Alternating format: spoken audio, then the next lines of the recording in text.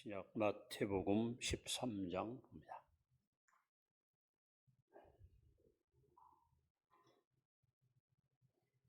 마태복음 13장 신약 성경 21페이지입니다. 교독합니다. 1절로 9절까지. 그날 예수께서 집에서 나가사 바닷가에 앉으심에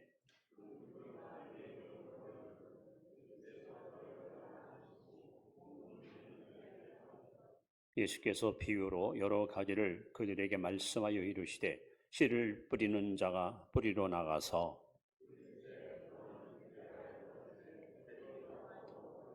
더러는 흙이 얕은 돌밭에 떨어지매 흙이 깊지 아니하므로 곧 싹이 나오나 더러는 가시떨기 위에 떨어지매 가시가 자라서 기운을 막았고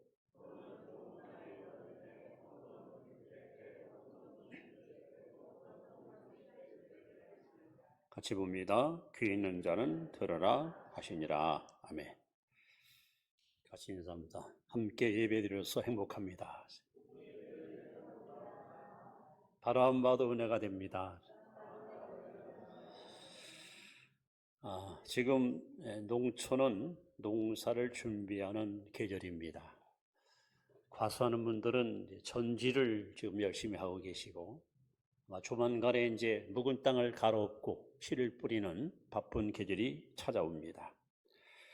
우리로부터 농자천하 지대본이라 하는 말이 있습니다. 농사는 천하의 큰 근본이며 나라를 안정적으로 유지하는 힘이다. 이러한 의미를 담고 있는 말이죠.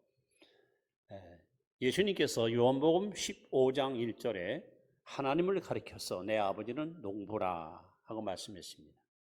사람들은 논이나 밭에 씨를 뿌려서 열매를 거둬들이지만 하나님은 사람의 마음을 밭을 삼고 이 마음밭에다가 씨를 뿌려서 열매를 요구하시는 분이 하나님이십니다. 하나님은 심오한 진리를 말씀할 때마다 비유로 말씀했는데 특별히 사람의 마음을 건물로, 성전으로 혹은 그릇으로 그리고 밭으로 다양하게 비유하고 있습니다. 자, 오늘 이 본문 말씀은 예수님의 비유 중에서도 너무도 잘 알고 있는 씨 뿌리는 비유입니다. 그리고 이 씨는 하나님의 말씀이고 밭은 사람의 마음을 의미합니다. 여러분, 하나님 말씀은 진리이기 때문에 변함이 없고 어떤 하자가 없습니다. 하나님 말씀은 영원합니다. 문제는 우리의 마음밭이 문제입니다. 이 밭의 종류에 따라서 열매를 맺기도 하고 열매를 맺지 못하기도 합니다. 오늘 이 본문은 이 기독교의 어떤 근본 혹은 기본, 기틀을 우리에게 보여주는 굉장히 중요한 내용을 담고 있습니다. 이제 우리 마음밭을 하나하나 여러분이 소위 점검하면서 과연 내 삶 속에 하나님께서 기뻐하시는 열매를 나는 얼마나 맺고 있는가, 우리의 신앙을 좀 돌아보는 시간 됐으면 합니다. 자, 이제 하나씩 말씀을 통해서 하나님의 교훈을 이 시간 되새겨 보려고 합니다. 자, 첫 번째 우리는 길가에 떨어진 씨에 대해서 말씀을 경청하겠습니다. 길가에 떨어진 씨. 예수님은 이 말씀을 다시 이렇게 해석을 합니다. 자, 19절 말씀을 함께 같이 읽습니다. 시작. 아무나 청론 말씀을 듣고 깨닫지 못할 때는 악한 자가 와서 그 마음에 뿌려진 것을 빼앗나니 이는 곧 길가에 뿌려진 자요. 자, 이 밭이 여러분, 농사짓는 밭이 길바닥이야. 단단해요. 굳어 있어요. 이 굳은 땅에다가는 여러분 비가 와도 스며들지 못하지요. 그러니까 습기가 없으니까 곡식이 자랄 수 없습니다. 이 길가에 씨를 뿌려놓는데 새들이 와서 씨를 쪼아 먹었습니다. 즉 길가에는 아무리 농사를 져도 아무런 소득을 기대할 수 없습니다. 그런데 같은 내용을 담고 있는 마가복음 4장과 누가복음 8장에 보시면 이 비유가 세 군데 나오는데 마가복음에는 이렇게 써 있습니다. 오늘 본문에는 길가에 떨어진 것은 말씀을 깨닫지 못하고 악한 자가 와서 말씀을 빼놓는다 이렇게 써 있는데 마가복음에는 4장 15절에 사탄이 즉시 와서 말씀을 빼앗는 것이요 이렇게 써 있습니다. 지금 여러분들이 지금 이 자리에서 하나님 말씀을 듣는 것은 어쩌면 영적 전쟁터에 와 있는 거예요. 내가 하나님 말씀을 수용하느냐, 이 말씀을 내가 잃어버리느냐, 뺏느냐 뺏기느냐는 굉장히 영적으로 중요한 현장에 와 있다는 사실입니다. 우리 마음밭이 길바닥같이 굳어 있고 교회는 나오지만 마음은 열지 않고 형식적으로 예배에 참여가 될 때 어떤 불행이 찾아오는가, 그 마음에 떨어진 하나님 말씀의 씨앗을 사탄이 즉시로 뺏어간다는 겁니다. 그럼 마귀는 왜 우리 마음에 떨어진 생명의 씨앗을 뺏어갈까요? 이유가 뭘까요? 이번에 누가복음 8장 12절에 보시면 저로 믿어 구원받지 못하게 하려고 있어요. 이 하나님 말씀이 우리 마음밭에 떨어지면 반드시 변화가 일어납니다. 이 말씀은 살아있기 때문에, 운동력이 있기 때문에 반드시 우리 심령을 변화시킵니다.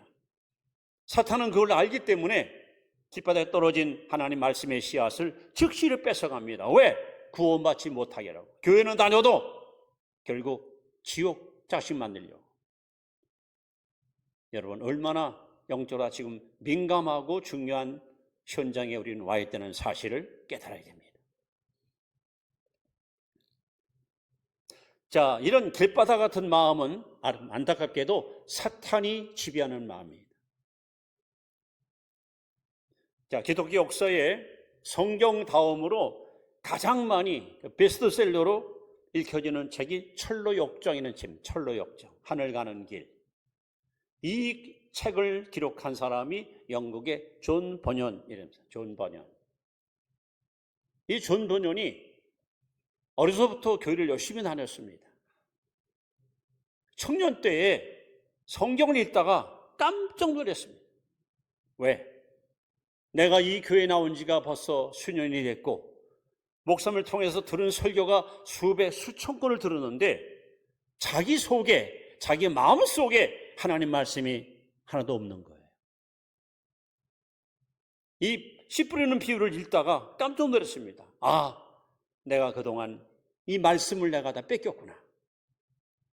말씀을 다 잃어버렸구나. 마귀한테 나 속았구나. 존 버년은 이 사실을 깨닫고 하나님께 철저히 회개합니다. 그리고 그전 같으면은 예배 시간 5분 전에 어슬렁어슬렁 걸어와서 저 뒷전에 앉았다가 예배 끝나기 무섭게 바람처럼 사라지던 사람이 마음을 고쳐먹고 예배 시간 30분 전에 미리 와서 제일 앞자리에 앉아서 설교자를 똑바로 주시하면서 하나님 말씀에 귀를 잘 기울이고 진지하게 말씀을 마음으로 받기 시작합니다. 이러면서 존 버년 마음속에 믿음이 자라기 시작하고 심령이 변해나서 철로역정이라는 유명한 책을 쓸 수가 있었습니다. 고린도서 3장 16절에 보시면 너희 안에 그리스도의 말씀이 풍성하게 거하게 하라. 여러분 솔직히 한번 마음은 열어놓고 여러분 속에 하나님 말씀이 지금 얼마나 있습니까? 그냥 건성으로 시계추처럼 왔다 갔다만 안 됩니다. 여러분 속에 말씀이 살아있어야 됩니다.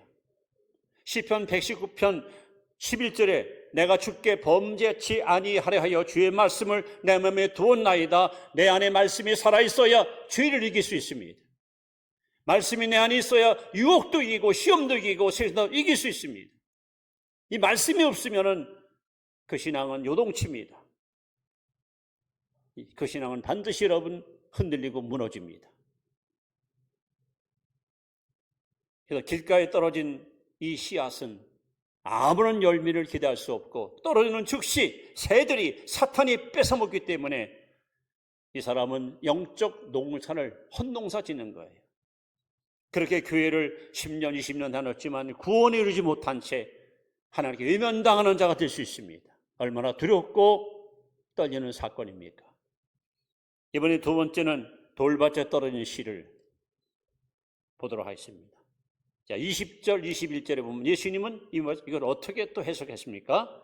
자, 말씀을 다시 한번 읽습니다. 시작. 돌밭에 뿌렸다는 것은 말씀을 듣고 즉시 기쁨으로 받되 그 속에 뿌리가 없어 잠시 견디다가 말씀으로 말미암아 환난이나 박해가 날 때에는 곧 넘어지는 자요. 여러분, 이스라엘 나라는 그 지형이 좌측은 해변지대, 중간에는 산악지대, 오른쪽에는 광야지대, 석회암으로 이루어진 그런 토지를 갖고 있습니다. 이스라엘 가보신 분 알지만은 어디 건드냐 돌투성이요. 돌 엄청 많습니다. 그리고 우리처럼 이렇게 문전옥답 좋은 비옥한 땅이 별로 없어요. 그냥 어느 밭에 가든지 돌멩이, 길바닥, 가시덤불이 같이 섞여 있어요. 자, 돌밭에 떨어진 씨, 흙이 얇아요. 씨가 떨어져서 싹이 나는데 흙이 없으니까, 흙이 얇으니까 햇빛이 나자마자 씨앗이 여러분 그 싹이 타 죽습니다. 이것을 예수님은 뭐라고 해석하십니까? 말씀을 받을 때 즉시 기쁨으로 받아요. 야, 오늘 목사님 설교 끝내준다. 와, 나 은혜 받아서 말씀이 얼마나 좋은지 몰라. 즉시로 받아요. 그래도 할렐루야 하고 이제 집으로 돌아갔어요. 근데 그 말씀대로 살려고 했는데 내게 여러 가지 불이익이 다가와요. 말씀대로 살려고 했더니 유혹이 찾아오고 이 말씀을 거스리는 세력들이 나를 무너뜨리기 위해서 여러분에게 다가와요. 어느 순간에 에이, 성령으로 살다가 나 손해보겠다. 말씀대로 살다가 나는 아무래도 왕따 당하겠다. 그래서 슬그머니 말씀을 내려놓고 아무 일도 없던 것처럼 그렇게 일상으로 살아가는 사람들. 그래서 여러분, 이 교회 안에서 이 공산주의보다 더 무서운 세력이 실용주의입니다. 돌짝박았던 사람들의 심령 상태는 흙이 얇기 때문에 오늘 성경대로 말씀 때문에 환난이나 시련을 당할 때 주님을 배신합니다.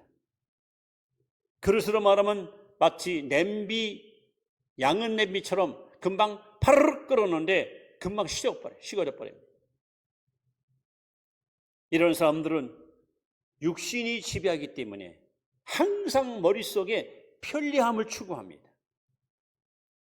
신앙생활 하는데 굳이 힘들게 십자가를 질 필요 뭐가 있으며 왜 희생일을 걸어가는가? 나 할 일 다 하고 여유 있고 시간 남으면 교회 가서 예배 드리면 됐지. 굳이 뭐 하나님께 헌신하고 충성하고 봉사할 것이 무엇일까? 이런 실용주의 의식이 오늘 교회를 갖다가 여러분 무기력화시키고 있어요. 우리는 성경에 마태복음 19장에 한 부자 청년이 아주 중요한 문제를 갖고 예수님을 찾아왔습니다. 선생님, 내가 뭘 해야 영생 얻습니까? 여러분, 이거보다 중요한 질문이 있습니까? 내가 어떻게 살면 성공합니까? 내가 어떻게 살면 출세합니까? 이게 아니에요. 뭐 해야 영생 얻습니까? 어떻게 구원받습니까? 어떻게 천국 갈 수 있습니까? 얼마나 중요한 질문입니까? 예수님께서 그윽한 눈빛을 바라보시면서 네가 계명을 지켰느냐 하고 되묻습니다. 아, 그러면요. 저는 어려서부터 계명을 잘 지켰고요. 철저히 순종하고 살았습니다. 예수님께서 말씀합니다. 내가 보니 너 한 가지 부족한 것이다. 부족한 것. 가서 내 재산을 팔아 가난하게 나눠주고 나를 따르라 합니다. 이 부자 청년은 재산이 많은 거로, 돈이 많은 거로 예수님의 이 부름을 거절하고 쓸쓸히 주님을 등지고 떠나갑니다. 이 장면이 저는 너무 안타까운 거예요. 영생 얻을 길, 구원받을 길을 스스로 포기한 이 부자 청년, 돈 때문에 결국 구원을 잃어버렸던 이 불쌍한 영혼. 오늘 여러분, 얼마나 많은 사람들이 이렇게 얄팍한 돌짝밭같이 말씀은 잘 듣고 깨닫기도 잘 깨닫고 은혜도 받는데 이 말씀대로 살려다가 불이익을 당할 때 혹은 고난이 올 때 왠지 모르게 손해보는 일이 생길 때 쉽게 말씀을 버리고 그렇게 흔들리고 넘어지는 이런 심령들이 얼마나 여러분 주변에 많이 있습니까? 이렇게 육신이 지배하는 사람은 언제나 편리를 도모하고 편한 것을 추구하고 쉽게 인생을 살려고 하는 얄팍한 마음을 가지고 살아갑니다. 그야말로 신앙도 깊이가 없고요. 열매가 없고 내용이 없는 어찌 보면 겁대기 신앙으로 살아가는 사람들이 바로 돌박하던 신자입니다. 이번에 세 번째는 가시떨기에 떨어진 씨입니다. 가시떨기. 자, 22절에 예수님께서 어떻게 또 말씀합니까? 같이 읽습니다. 시작. 가시떨기에 뿌렸다는 것은 말씀을 들으나 세상의 염려와 재물의 유혹에 말씀이 막혀 결실하지 못하는 자요. 제일 안타까운 성도의 모습이에요. 씨앗이 떨어져서 잘 자랍니다. 기대가 있습니다. 아, 저번 우리 교회 좋은 일꾼이야. 앞으로 큰일 날 것 같아. 아, 정말 요즘 믿음이 너무 잘 자라고 너무너무 하나님 앞에 헌신 잘하고 있어. 그런데 그러면서 정말 눈에 보일 만큼 많은 은혜를 받고 축복을 받아요. 그런데 문제는 오늘 주님 말씀하잖아요. 이 믿음이 잘 자라는데 신앙이 잘 성장하는데 이것보다 이 씨앗보다 가시넝쿨이 더 웃자랍니다. 여러분 농사하시는 분 알지만은 우리가 모를 심으면요 모보다는 피가 빨리 자라요. 보리 농사 지으면은 보리보다는 깐부기가 더 빨리 자라요. 희한하게 우리가 밭에다가 뭘 심으면은 우리가 원하는 그 씨앗의 열매보다는 잡초가 훨씬 무성히 자라요. 그처럼 가시덤불이 더 왕성히 자라가지고 이 사람의 영을 갖다 짓눌러 버려요. 질식시켜 버려요.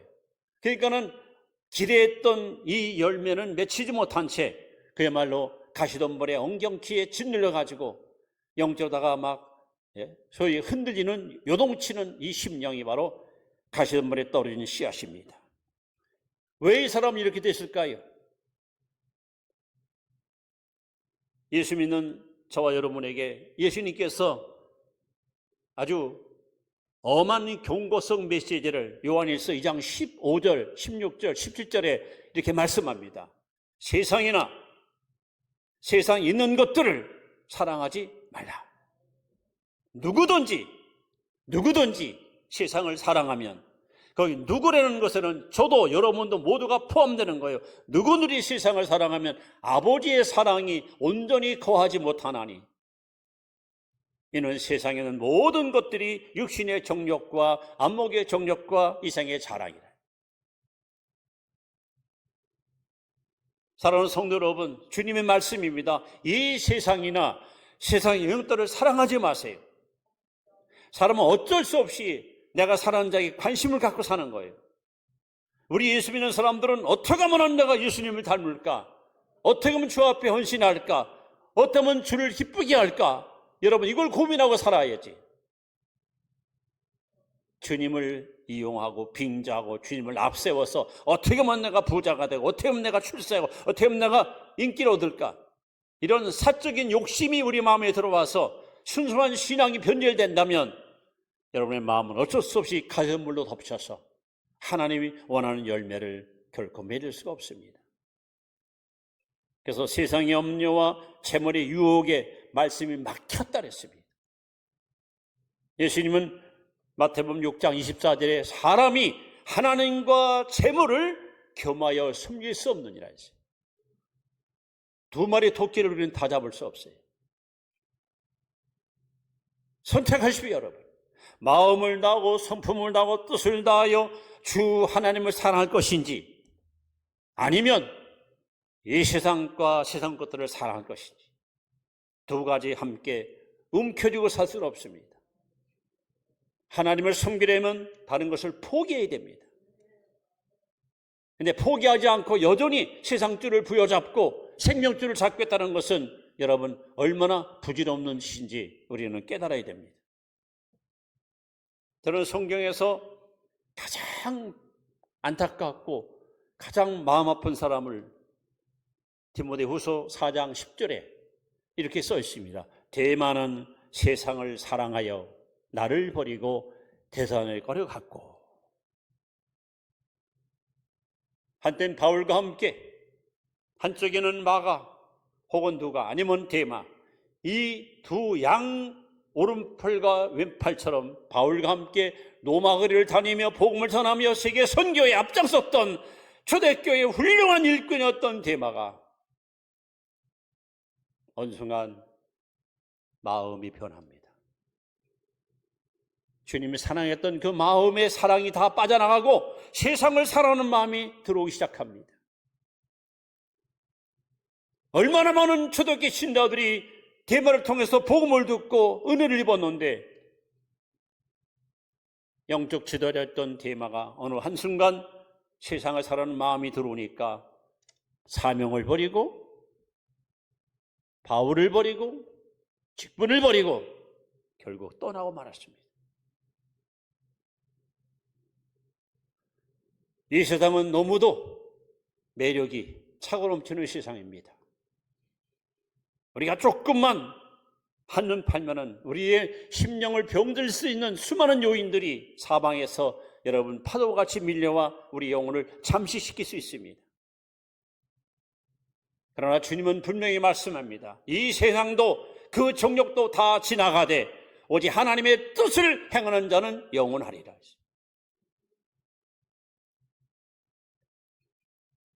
이렇게 가시덤불, 이 가시덤불 같은 사람은 바로 세상이 그 마음을 지배해요. 몸만 교회에 와 있지 마음은 지금 바깥에 나가 있어요. 머릿속에는 온통 어떻게 하면은 더 많은 수입, 더 많은 부동산, 더 많은 행복, 더 많은 번영, 여기만 관심이 있어요. 여기에 맞춰서 많은 그리스도인들이 밖에 나가서 전도할 때 회개하고 예수 믿으시오 복음을 전하지 않고 예수 믿으면 복 받습니다, 예수 믿으면 잘 풀립니다, 그 말 믿고 교회 왔다가 별 볼 일 없어, 별로 뭐 재미없어요. 그러면 교회 다녀봐야 소용없네. 여러분 우리가 복음을 바로 전해야 됩니다. 진리를 바로 선포해야 됩니다. 지금까지 소개했던 길바닥, 돌짝밭, 가시덤불 뭐예요? 열매가 없습니다. 왜 그럴까요? 사탄이 마음을 지배하거나 육신이 지배하거나 세상이 지배하니까 결코 열매를 기대할 수가 없는 겁니다. 그렇다면 주님이 원하시는 마음밭은 무엇일까요? 네 번째는 바로 좋은 밭입니다. 자, 23절에 예수님이 뭐라고 말씀입니까? 같이 읽습니다. 좋은 땅에 그렇다는 것은 말씀을 듣고 깨닫는 자니 결실하여 어떤 것은 100배, 어떤 것은 60배, 어떤 것은 30배가 되느냐 하시더라. 여러분 이 은혜가 여러분에게 임하기를 축원합니다. 그런데 같은 내용을 기록한 누가복음 8장에 보시면 15절에 좋은 밭은 어떤 밭이냐 이렇게 예수님이 말씀합니다. 좋은 밭이란 말씀을 듣고 지키어 인내로 결실하는 자니라. 여기서 중요한 질문이 하나 있습니다. 여러분 왜 설교 듣습니까? 우리가 설교 듣는 이유가 뭡니까? 말씀 자체가 좋아서? 왠지 들으면 은혜가 돼서? 감동이 돼서? 위로가 돼서?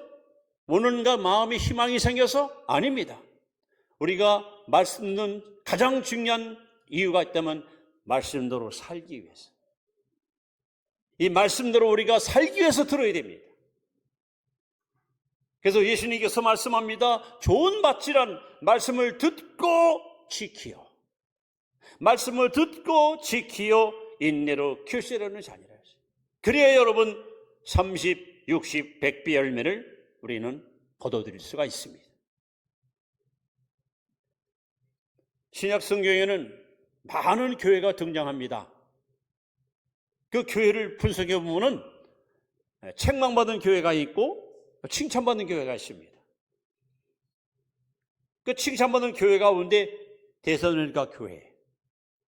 이 교회는요, 사도 바울이 2차 선교 여행 때 3주, 21일, 3주 동안 머물면서 그 데살로니가에서 잠시 복음을 전하고 떠났어요. 에베소 교회 같은 경우는 3년을 머물면서 심혈을 기울여서 열심히 사역했는데 데살로니가 교회는 잠깐 머물다가 떠났어요. 그런데 웬일입니까? 이 데살로니가 교회의 이 소문이 마게도냐 전 지역으로 쫙 퍼진 거예요. 이게 바울이가 편지를 띄웁니다. 그대들에 대한 소문을 내가 들었다. 할 말이 없다. 너무 자랑스럽다. 믿음의 역사와 소망의 인내와 사랑의 수고가 교회 안에 넘치는 것을 듣고 바울은 너무 감격스러워서, 그러면서 이 짧은 기간에 세워진 이 교회가 어찌 이렇게 좋은 교회가 됐고 소문난 교회가 되고 칭찬받는 교회가 됐을까? 비결이 뭘까?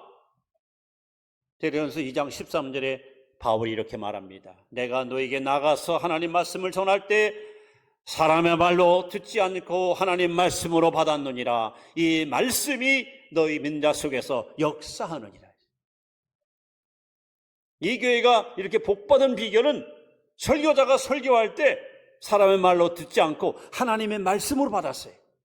그것을 귀로 듣는 게 아니라 마음으로 받았어요. 그랬더니 이 말씀이 마음속에서 역사하여 그들을 변화시켜서 그야말로 1등 신자 모인 교회가 이렇게 탄생합니다. 여러분, 교회 안에 오늘 안타깝게도 가짜 신자들이 있습니다. 가짜 신자의 특징은 3가지로 드러납니다. 첫째는 가짜 신자들은 교회에 나와서 예배를 드리지만 설교 듣지만 하나님의 음성에 귀를 기울이지 않습니다. 예수께서 말씀합니다. 내 양은 내 음성을 들으며, 여러분이 정말 주님의 양이라면, 여러분이 정말 하나님께 속해 있는 하나님의 백성이라면 당연히 목자의 음성을 들어야 됩니다. 근데 가짜들은 주의 음성을 듣지 않습니다. 기울이지 않습니다. 둘째, 그들은 편의주의로 말씀을 듣습니다. 즉 내가 듣기 좋은 것만 들려 합니다. 왠지 껄끄럽고 부담스러운 설교는 여러분 아예 귀를 막고 듣지 않습니다. 내 구미에 당기는 것들만 주워 먹으려 하는 이런 편견적 신앙을 갖고 있는 사람들. 제일 안타까운 것은 가짜 신자들은 그 많은 날 동안 하나님께 나와서 말씀을 들었음에도 불구하고 인격과 삶의 변화가 없습니다. 10년 전이나 5년 전이나 지금이나 똑같습니다. 이게 가짜입니다. 이런 자들에게는 열매를 기대할 수 없습니다.